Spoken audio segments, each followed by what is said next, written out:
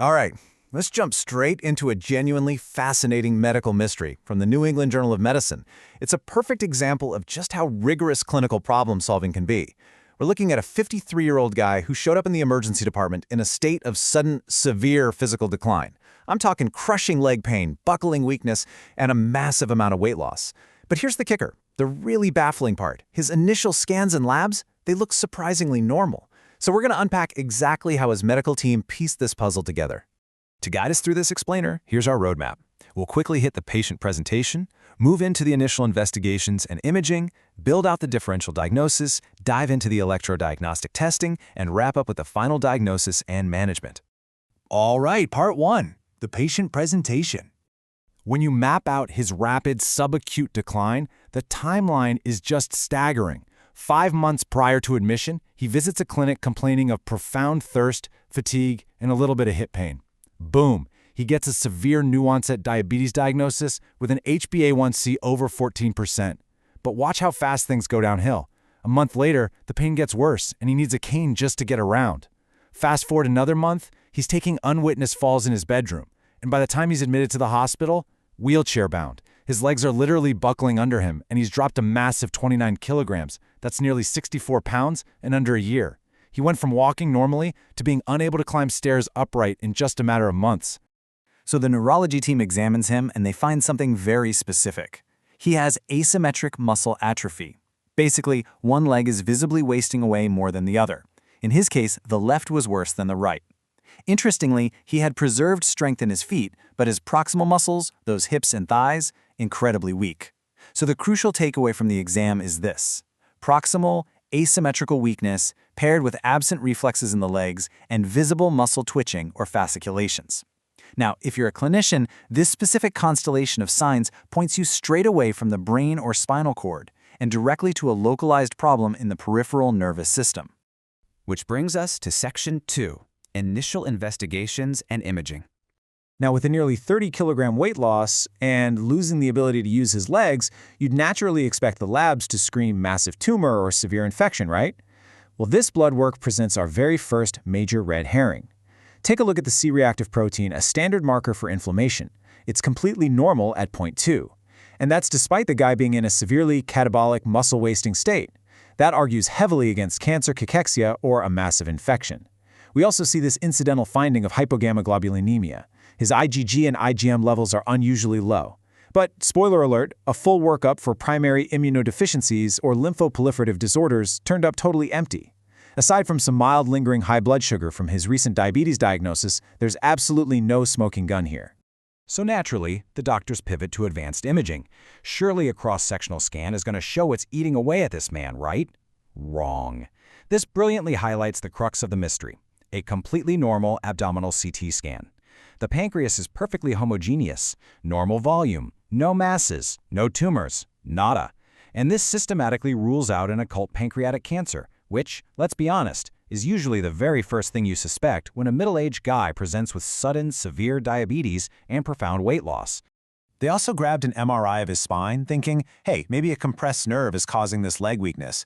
But the spinal MRI is equally unrevealing. It just shows everyday wear and tear. We're talking mild spondylosis and tiny disc protrusions that are barely even touching the nerve roots. No significant stenosis, no epidural collections, no infiltrative spinal mass. The structural hardware of his spine is, for all intents and purposes, perfectly fine. Moving right along to Section 3, the differential diagnosis. Having hit an absolute brick wall with standard blood work and imaging, the medical team had to pivot their reasoning and build a highly specific differential diagnosis based purely on his clinical presentation. Let's look at the usual suspects and systematically cross them off. Those low immunoglobulins suggested maybe a primary immunodeficiency or lymphoma, but he had no enlarged lymph nodes, no enlarged spleen, and totally normal white blood cell counts. The massive weight loss and new diabetes screamed pancreatic cancer, but like we saw, the CT scan was spotless.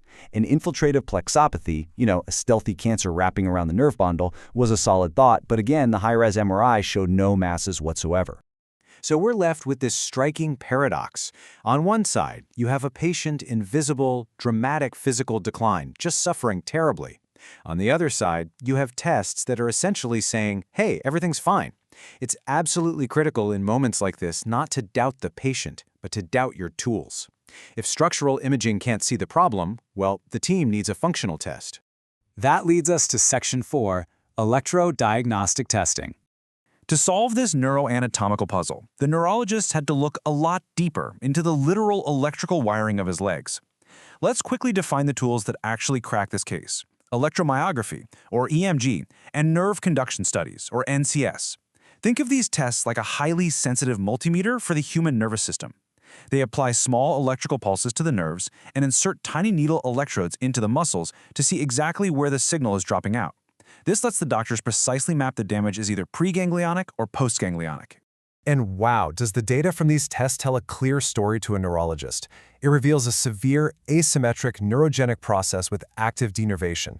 The muscles in his legs are literally losing their electrical connections and crying out with spontaneous electrical activity, what we call fibrillation potentials and positive sharp waves. By piecing together these specific abnormalities, the localization of the problem becomes incredibly clear. First, he has reduced sensory amplitudes, showing a postganglionic axonal process. He also has highly asymmetric motor damage. But the real smoking gun here? A spared right sural sensory response on the nerve conduction study, while the EMG of that same right leg shows severe muscle denervation. Since sensory nerve cell bodies live in the dorsal root ganglion, right outside the spine, this specific mismatch proves that damage is happening preganglionic, right at the nerve roots, as well as down in the plexus.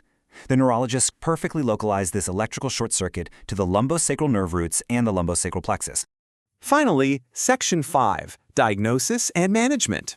With the lesion successfully localized to the lumbosacral plexus and roots, and all those compressive and cancerous causes definitively ruled out, the final diagnosis is unmasked. Our patient is suffering from diabetic lumbosacral radiculoplexus neuropathy. That's a mouthful, so it's often abbreviated as DLRPN, historically known as diabetic amyotrophy. This is a rare, self-limited complication that typically strikes right around the time someone is newly diagnosed with type 2 diabetes. What happens is microscopic inflammation of the tiny blood vessels that feed the nerves themselves, the vasa nervorum, leads to nerve ischemia. And that perfectly, elegantly explains his severe, asymmetrical proximal pain and wasting. I absolutely love this quote from the source material because it really captures the essence of clinical mastery. It says, paradoxically, notable laboratory and imaging findings are often absent. This discrepancy is not a contradiction, but rather a signature of the disease. It's a great reminder that a negative scan isn't a dead end. In DLRPN, the absence of imaging findings is actually a key feature of the disease itself. It rules out all the other terrifying causes of weight loss and nerve damage, leaving this ischemic metabolic neuropathy as the sole culprit. So how exactly do we treat this? Well, management is almost entirely supportive and requires 3 very careful steps. First up is aggressive pain management using medications suited for nerve pain, like gabapentinoids, duloxetines, or tricyclics. Second, immediate physical therapy. These patients often need ankle-foot orthoses, walkers, or even wheelchairs for a time, though thankfully most regain their ability to walk over several months to a few years. And third, this is super important, gentle glycemic control. It sounds totally counterintuitive, but aggressively dropping the blood sugar in a patient like this can actually provoke or worsen the disease. Ultimately, the process is self-limited and monophasic, meaning it will slowly burn itself out and improve with time, regardless of any immune therapies.